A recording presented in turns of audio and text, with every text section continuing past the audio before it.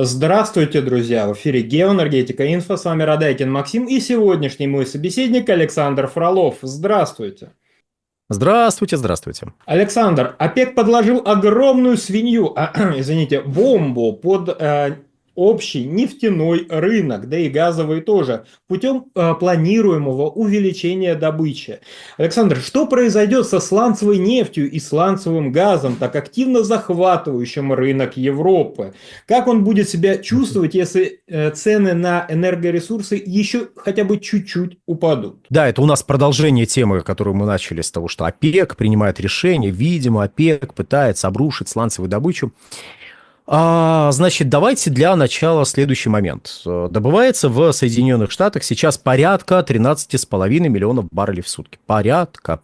То есть этот показатель туда-сюда скачет, определенного направления этих скачков пока не прослеживается. То есть иногда чуть повышается, иногда чуть снижается, но если взять средние показатели за, скажем, декабрь прошлого года, или там за четвертый квартал прошлого года и сравнить со средними показателями, пока еще не подведенными, ну так, примерно, со средними показателями за первый квартал текущего года, то, скорее всего, текущий год продемонстрирует худшие показатели, чем чем четвертый квартал предыдущего года. Однако такие прямые сравнения не имеют большого смысла по довольно банальной причине.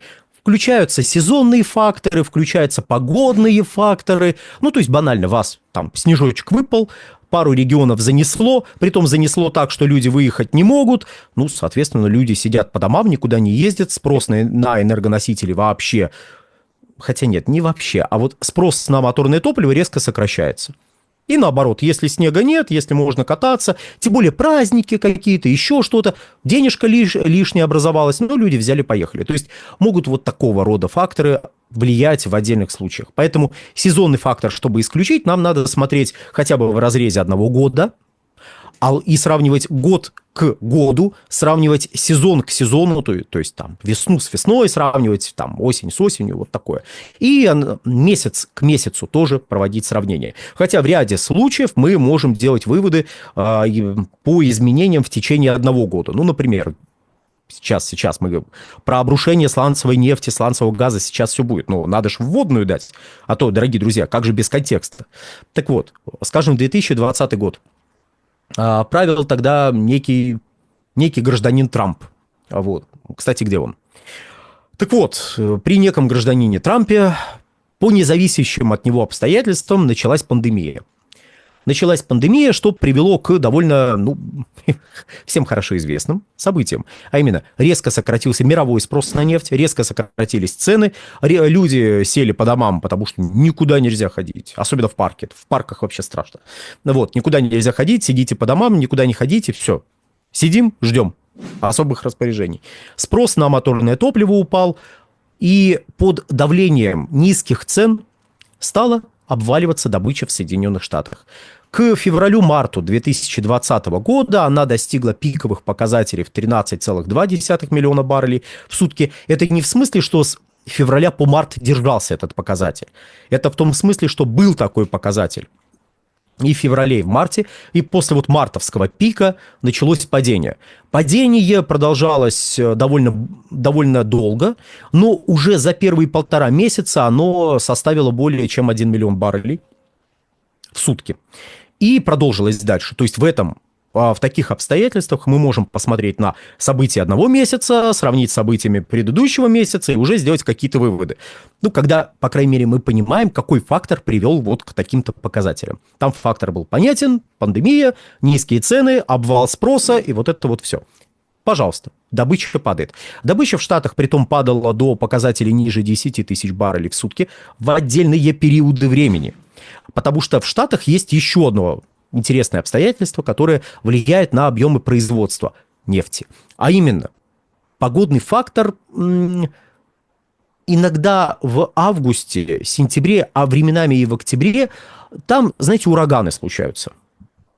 Там случаются ураганы, в ходе которых люди с платформ быстренько эвакуируются, нефтяных. Местами просто прекращается производственная деятельность, люди сидят, ждут, когда вот это все безобразие закончится.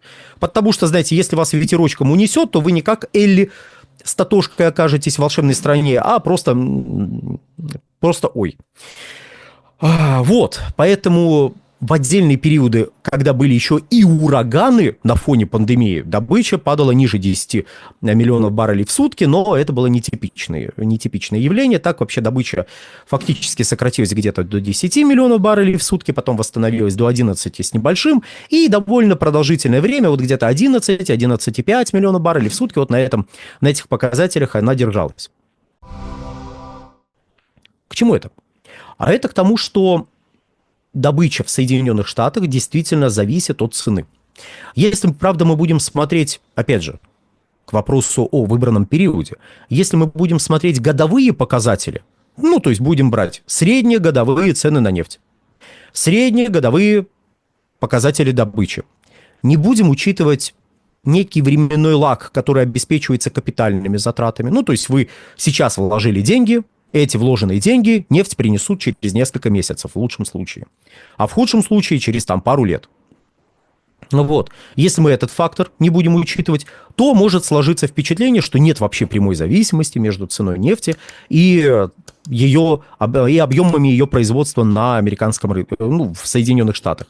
Но нет, если мы посмотрим, если мы учтем вот эти факторы, то есть временной лаг, который неизбежно возникает. То есть низкие цены резко вдруг возникли, капитальные затраты сокращаются, и через некоторое время это снижение капитальных затрат приведет к сокращению добычи. Если цены сохранятся на низком уровне, что тоже важно учитывать. И вот низкие цены, держащиеся несколько месяцев, приводят к сокращению капитальных затрат. Капитальные затраты через несколько месяцев приводят к сокращению добычи. Мы подобное наблюдали в 2015 году, то есть я помню, как в 2014 году стали падать цены, а отдельные, давайте скажем, аналитики рыночные заявляли, что, ну вот смотрите, цены падают, а добычи в Штатах нет, она продолжает расти. Вот, все, добыча в Штатах, ей все хорошо, она вообще не замечает вот всего этого безобразия. Поэтому то, что вы тут рассказываете, а мы рассказывали, что есть высокая себестоимость, которая неизбежно приведет к сокращению добычи в Штатах при текущем уровне цен, это все ерунда. Вот посмотрите на производственные показатели. Потом, правда, этим людям пришлось сравнивать уже показатели год к году. Ну, то есть добыча дошла до пика 9,61 миллиона баррелей в сутки и начала падать. Но так как там в предыдущем году, скажем, в октябре, в ноябре объем добычи были меньше вот этих вот пиковых и меньше тех уровней, до которых после пика добыча сократилась, то говорили, вот смотрите, вот в годовом выражении добыча выросла. Так что ничего, все нормально, там все устойчиво в этих ваших Соединенных Штатах. Это, кстати, тоже нужно учитывать, когда вы, следуете общему правилу, что надо месяц к месяцу сравнивать, сезон к сезону. Не всегда. Не всегда это работает, это тоже надо учитывать. Поэтому вообще нужно брать очень большие промежутки времени и сразу несколько факторов рассматривать, которые будут влиять, неизбежно будут влиять на эти всякие такие показатели, как объемы добычи. И вот добыча в Штатах стала падать, упала на 1 миллион 200 тысяч баррелей в ходе первого крупного нефтяного кризиса 14-16 годов. Потом она начала восстанавливаться. Восстановление произошло после стабилизации рынка. То есть цены стабилизировались, баланс спроса и предложения. Спрос и предложение пришли к некому балансу, цены стабилизировались, потом начали расти, потом ОПЕК плюс появилась. После чего цены ускорили свое восстановление. Фактически 2017 год оказался годом восстановления. В 2018 году цены еще больше выросли. За 2017 и первую половину 2018 года денег вложили столько в американскую нефтедобычу, что в течение 2018 года объем производства там увеличился на 2 миллиона баррелей в сутки. После чего случился второй крупный кризис на мировом рынке, потому что избыток предложений возник, цены рухнули, а добычи нет. Представляете, добыча не падала в Соединенных Штатах. И можно было сделать вывод, что, смотрите, при $60 за баррель, 60, 65, она стабильна, все хорошо, все отлично, все работает, даже растет. Но вот в чем проблема. Чему равны в долларах 2025 года эти вот доллары 2017 года? Так вот, $80-85 держались довольно продолжительный период времени, На фоне этих показателей вкладывались деньги в добычу, и эти вложенные деньги весь 19 год приносили приток нефти. Уже не такой динамичный, как в 2018 году, но тем не менее, знаете, где-то там на миллион 200 примерно тысяч баррелей произошел прирост. Но уже к началу 2020 года пошли прогнозы местного Минэнерго, американского, в рамках которых утверждалось следующее. Сейчас, вы знаете, цены такие, и падение капитальных затрат такое, минус 40%, ай-яй-яй, что, наверное, прироста значимого не будет. 200-300 тысяч баррелей прироста максимум в 2020 году. Как вы понимаете, 2020 год оказался настолько ярким, что вот все эти прогнозы пришлось постоянно пересматривать, и ситуация менялась настолько быстро, что никто не успевал пересмотреть прогнозы, чтобы они хоть как-то адекватно смотрелись. Потому что, знаете, где в конце марта 2020 года были прогнозы, смотрите, там добыча в Штатах, конечно, сократится, но где-то на 1 миллион баррелей к концу 2020 года, к лету минус 2 миллиона баррелей. Просто. И продолжило падение. Так что, извините, есть внешние факторы, которые усугубляют ситуацию. Однако для Соединенных Штатов Америки тогда внешние факторы были не единственными ударившими по нефтедобыче, а они ударили по нефтедобыче, которая пошатнулась после кризиса, который начался в конце 2018 года. То есть уже произошло падение капитальных затрат в самом начале 2020 года. Произошло снижение прогнозов роста добычи на 2020 и 2021 там тоже годы. Исходя из того, что просто инвестиционная активность падает. Низкие цены, инвестиционная активность сокращается. А без должной инвестиционной активности при доминирующей сланцевой добыче вы не можете обеспечивать даже сохранение текущего уровня добычи. Потому что вам нужно постоянно бурить, постоянно проводить различные мероприятия по интенсификации добычи, чтобы поддерживать хотя бы текущий уровень. И еще больше надо проводить всех этих мероприятий, чтобы этот уровень рос. И что мы видим сейчас? Сейчас мы видим низкие цены, они объективно низкие. То есть при текущих ценах там порядка 60, иногда 65 долларов за баррель Brent. Поддерживать добычу в Соединенных Штатах очень тяжело. Особенно учитывая, мы не раз об этом говорили, повторим сейчас еще раз, потому что это важно, что американские нефтяники сами отмечают, им необходимо иметь хотя бы 65 долларов за баррель WTI, который на 4-5 долларов обычно дешевле, чем Brent. Нужно иметь вот эту сумму за WTI, чтобы выходить в небольшой плюс. Не сверхдохода, а прям, знаете, на поддержание штанов. Это близко к нулю. То есть если ниже 65 долларов, то вы уже не имеете возможность вкладывать деньги. Однако, тут какой момент.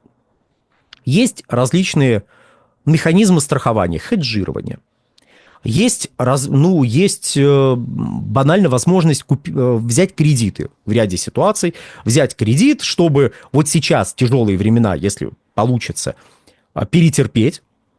И потом на фоне этого, на фоне того, что вы пока все сокращали инвестиции, вы продолжали инвестировать, цены поднимутся, а тут вы со своей нефтью, и вы отбили вложенные затраты, вы отдали кредит, и вы заработали кучу денег. Так тоже можно сделать. И если вам деньги будут давать, мало ли, вдруг есть такая возможность, то вы будете пытаться так делать. То есть, еще раз, страхование, возможность перекредитоваться, взять денежку, вложить и подождать, надеясь, что ситуация выправится.